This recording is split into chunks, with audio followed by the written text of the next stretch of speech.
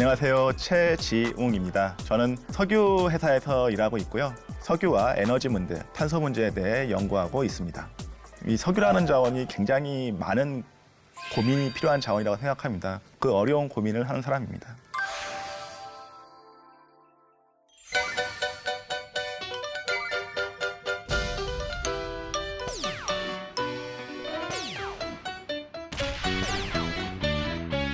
Money, money, money must be funny in a rich man's world. Money, money, money, always sunny in a rich man's world. Oh, 오늘은 석유에 대해서 이야기해 볼까 하는데요. 석유라는 자원이 어떻게 세상을 지배하고 있고 우리 일상에 어떻게 영향을 미치는지 이야기해 보려고 합니다. 서울 강남역 사거리에서 삼성교에 이르는 도로의 이름, 테헤란로입니다. 이국적인 이름 테헤란은 이란의 수도입니다. 그런데 왜 서울에 테헤란로가 있을까요? 테헤란로의 원래 이름은 삼릉로였습니다. 1977년 6월 서울시는 이란의 테헤란 시장을 초청해서 자매 결연을 맺었는데요. 이때 서울과 테헤란의 영원한 우위를 다짐하며 삼릉로를 테헤란로로 명명했습니다. 그리고 이에 화답하는 차원에서 이란 테헤란에도 서울로가 설치됐죠. 서울시는 왜 테헤란로를 만들면서까지 이란과 영원한 우위를 다짐한 걸까요? 바로 석유 때문입니다. 2차 세계대전 이후부터 오늘날까지 석유는 국제사회에서 부와 힘의 원천이었습니다. 석유가 현대 세계에서 이해관계의 근원적인 요소였기 때문입니다. 이야기는 1973년에 일어난 1차 오일 쇼크로 거슬러 올라갑니다. 1973년 10월 6일 아랍의 기습으로 4차 중동 전쟁이 발발합니다. 당시 아랍 국가들의 시대적 염원은 중동에서 이스라엘을 몰아내는 것이었죠. 그 염원을 이루기 위해 1970년 이전에 이스라엘과 이미 3차례나 전쟁을 치렀습니다. 그런데요, 3차례 전쟁에서 모두 이스라엘에게 처참하게 졌습니다. 게다가 영토도 잃습니다. 당시 이집트는 시나이 반도를 잃었고 요르단은 예루살렘과 베들레헴을, 시리아는 골란고원을 이스라엘에게 빼앗겼던 것이죠. 아랍 국가들은 인구와 병력이 더 많은데도 불구하고 처참하게 패한 것입니다. 자존심에 깊은 상처를 입게 되죠. 그런데 우연찮게도 그들이 가진 석유가 복수의 기회를 마련해 줍니다. 바로 석유 시장의 변화였습니다. 1970년대가 되자 전 세계적으로 석유 수요가 증가합니다. 주요 산업 국가들이 산업화, 도시화에 박차를 가하면서 자연스럽게 석유 수요가 증가한 것입니다. 그런데 이렇게 수요가 증가하면 어떻게 되죠?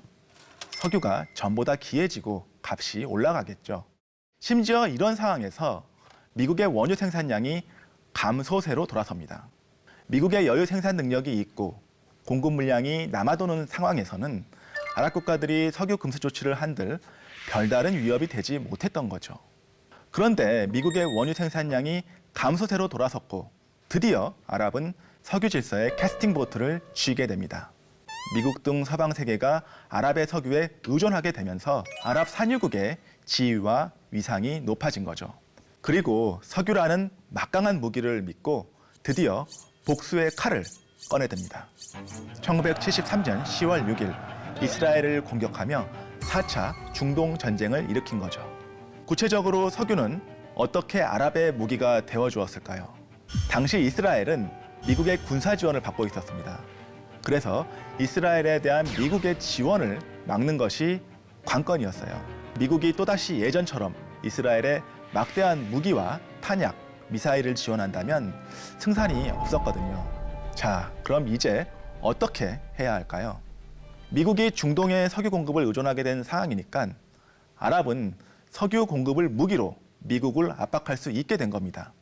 이스라엘을 지원하면 석유 공급을 중단하겠어. 이렇게 위협할 수 있게 된 거죠. 이때 미국은 좀 망설입니다. 이제 자국의 석유를 공급해주는 아랍 국가들의 눈치를 봐야 했으니까요. 하지만 상황이 긴박했습니다. 전쟁 초반 이집트군은 6년 전 이스라엘에게 빼앗겼던 시나이 반도를 탈환하고 이스라엘 본토마저 위협하게 됩니다.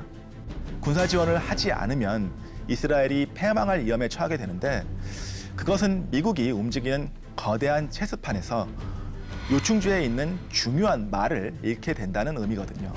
결국 미국은 또다시 이스라엘에 막대한 양의 무기를 지원합니다. 아랍 국가들 엄청 화가 났겠죠. 사우디 등 아랍의 주요 산유국은 미국과 그 우방국에 대한 석유 수출을 제한합니다. 전쟁 다음 해인 1974년 3월경까지 감산 조치가 계속되면서 전 세계는 극심한 석유 공급난에 빠졌습니다. 전쟁 전 배럴당 3달러 수준이던 유가는 전쟁 직후 무려 12달러까지 치솟았어요. 이것이 바로 1차 오일 쇼크였지요. 한국도 오일 쇼크에서 예외가 아니었습니다. 우리나라는 석유를 전량 수입하는 국가라서 아랍의 석유 무기화에 치명적 타격을 입을 수 있거든요. 1973년 12월 결국 한국 정부는 이스라엘을 비난하고 아랍을 지지하는 내용의 친아랍 성명을 발표합니다. 당시 친아랍 성명은 동맹국인 미국의 입장을 거스르는 거였죠. 하지만 미국 눈치 볼 여유가 없었습니다. 그 정도로 아랍의 석유가 절박했던 것입니다. 한국은 이후 아랍을 포함한 중동 산유국과 우호적 관계를 유지하기 위해 노력합니다.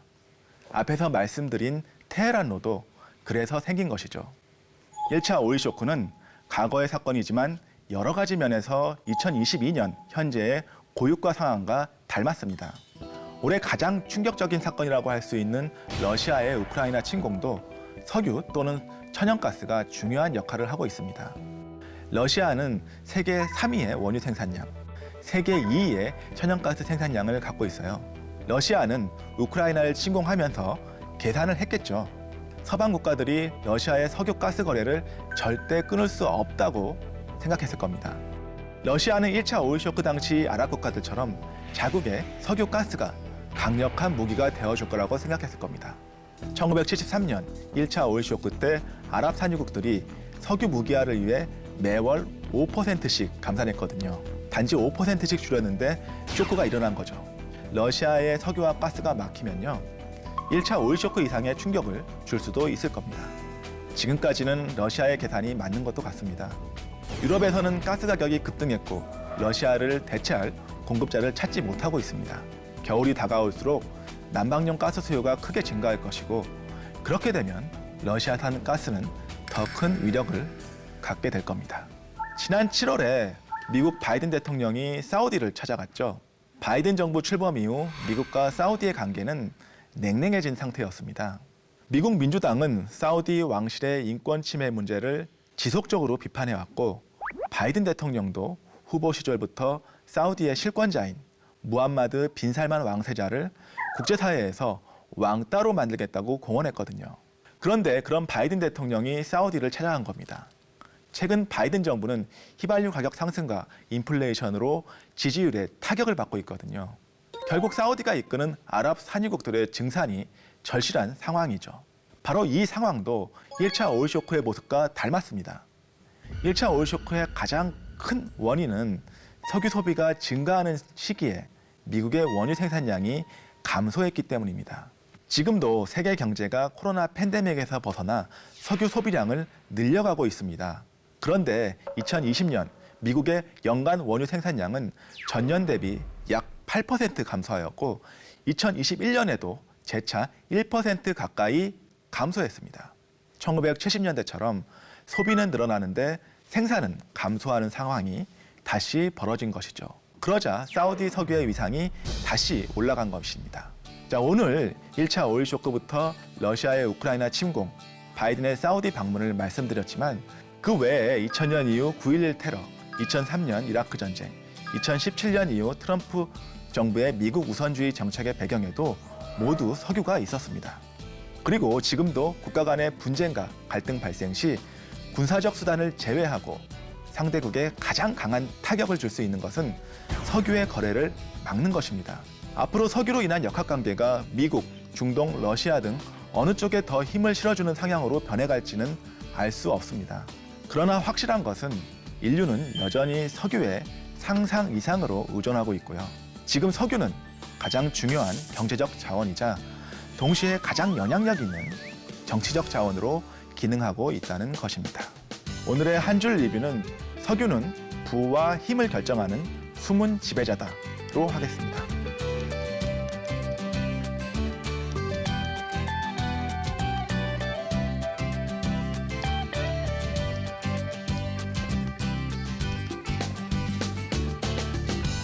Caught up in my day. Caught up in my day. Don't care what you said to me, I'ma bite